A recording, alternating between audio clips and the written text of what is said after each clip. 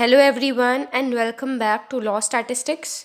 Today's presentation is based on a very prominent topic, that is the description on motive.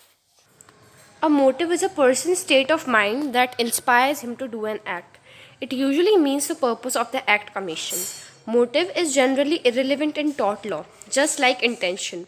Motive leads to intention formation, which is the ultimate cause. Motive is the ultimate object with which an act is done, while the immediate purpose is the intention. Moving ahead, in the case of Bradford Corporation versus Pickles, the facts of the case are the plaintiff owed land below, which were water springs used to supply water to Bradford town for more than 40 years. The defendant owned land over the plaintiff's on a higher level. There was a natural reservoir under the defendant's land, and water flowed from that reservoir down to the springs of the plaintiff. Defendant, however, sank a shaft into his land to alter water flow.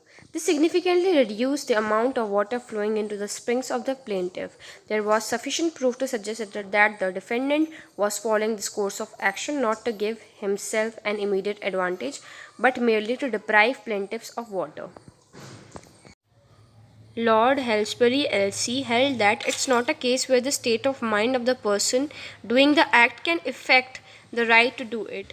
If it was a lawful act, however ill the motive might be, he had a right to do it.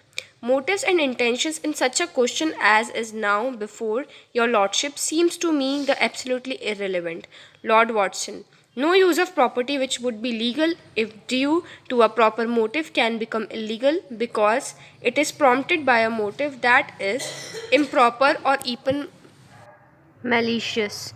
In Allen versus Flood, Flood and Walter was a shipwright who was employed on a ship liable at any time to be discharged as they had worked for a rival employer. Fellow workers objected to their employment.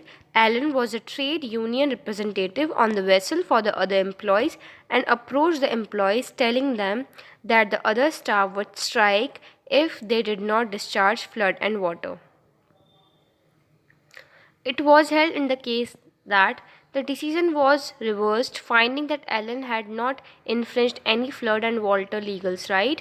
There was no legal right for them to be employed by the employer, and Allen did not perform an unlawful act and did not use any unlawful means to obtain the dismissal of the employee.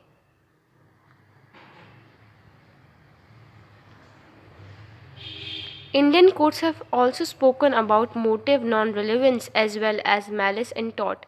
In Vishnu Basudho versus T.H.R. Spears and Town Area Committee versus Prabhudayal, the court held that it has to be seen if the act is lawful, then the motive of the act is of little significance. To conclude, we could say that a good motive is not to justify other illegal acts, and a bad motive does not make an otherwise legal act wrong. That's all for today's presentation. Thank you and have a great day ahead.